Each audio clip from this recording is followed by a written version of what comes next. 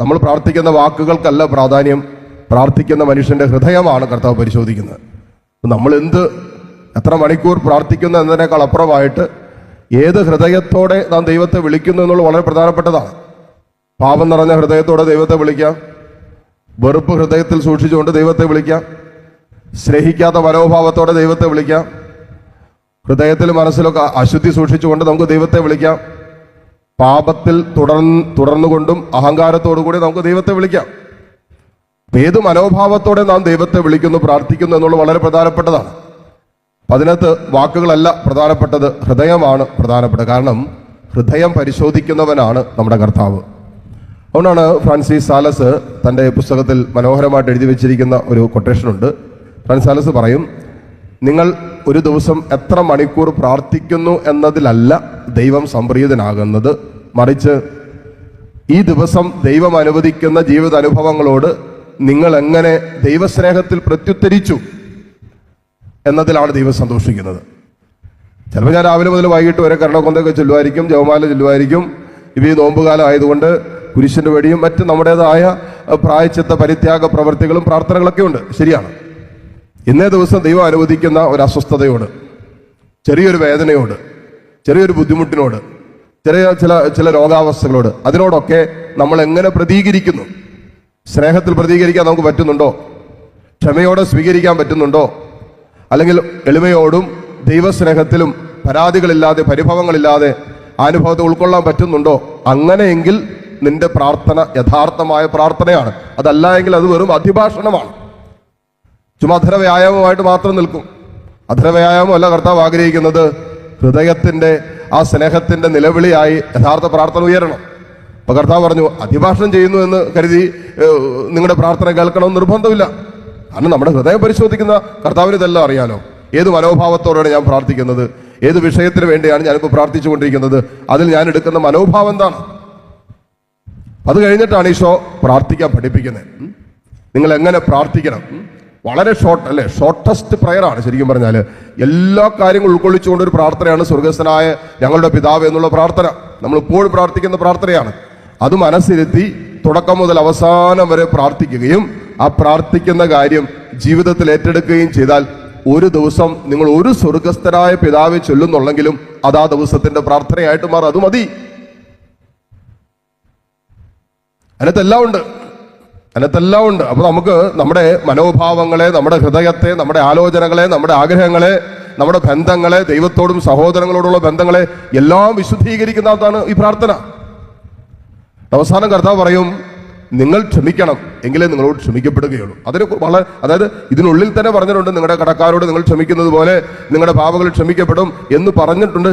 ഇത് കഴിഞ്ഞിട്ട് ആ പ്രാർത്ഥന പഠിപ്പിച്ചതിന് കർത്താവ് വീണ്ടും അഡീഷണൽ ആയിട്ട് ഒന്നും കൂടി സ്ട്രെസ് ചെയ്തുകൊണ്ട് പറയാണ്, നിങ്ങൾ ക്ഷമിക്കുന്നില്ല എങ്കിൽ നിങ്ങളുടെ പാപങ്ങൾ ക്ഷമിക്കപ്പെടുകയില്ല കേട്ടോ. ക്ഷമിക്കാത്ത മനസ്സുമായി നമുക്കൊരു ആത്മീയ ജീവിതം മുന്നോട്ട് പോകാൻ പറ്റില്ല. കാരണം ഈശോ നടന്ന വഴി കൃത്യതയോടുകൂടി ആ കാൽവരിയിലേക്കുള്ളവന്റെ യാത്രകളിൽ മുഴുവനും അവൻ ക്ഷമിച്ചുകൊണ്ടാണ് യാത്ര ചെയ്തത്. അപ്പോ യേശുവിന്റെ പിന്നാലെ കുരിശിന്റെ വഴിയിലൂടെ ജീവിതയാത്ര നയിക്കുന്ന നമുക്ക് ക്ഷമിക്കാതെ ആ വഴിയിലേക്ക് പ്രവേശിക്കാൻ പറ്റില്ല. വഴിയോരത്തിരുന്ന ഒരുവൻ, ജന്മന അന്ധനായ ബർത്തിമേയുവിന് കർത്താവ് സൗഖ്യം നൽകിയപ്പോൾ അവൻ വഴിയിലേക്ക് ഇറങ്ങി അവൻ അനുഗമിച്ചു എന്ന് പറയാം. അത്രയും നാളും വഴിയോരത്തിരുന്നവനാണ്.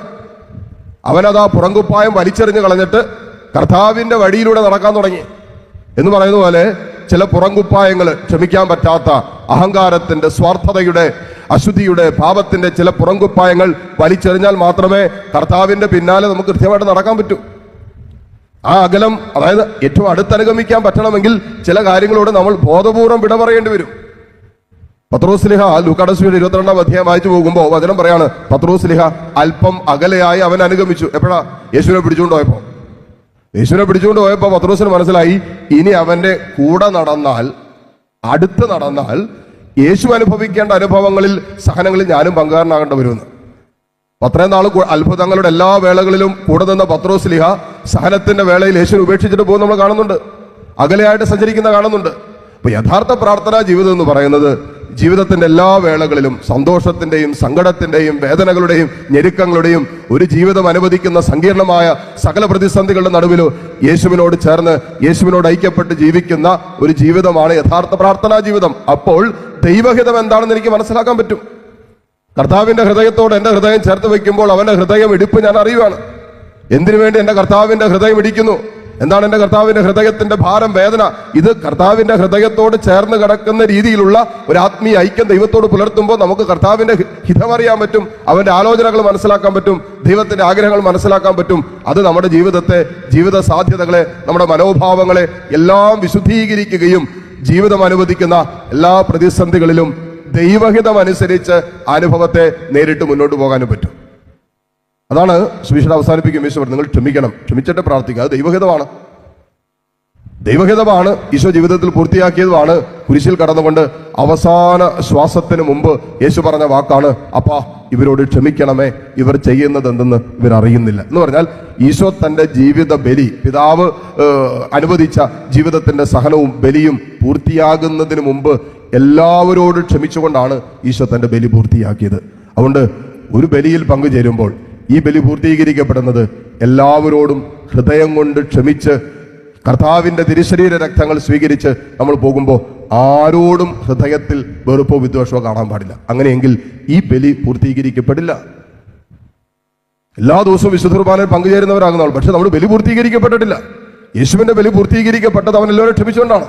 അങ്ങനെയെങ്കിൽ നമ്മൾ അർപ്പിക്കുന്ന, നമ്മൾ പങ്കുചേരുന്ന ബലി പൂർത്തീകരിക്കപ്പെടണമെങ്കിൽ ഹൃദയം കൊണ്ട് എല്ലാവരോടും ക്ഷമിച്ചുകൊണ്ടായിരിക്കണം ബലിയിൽ പങ്കുചേരുന്നത്.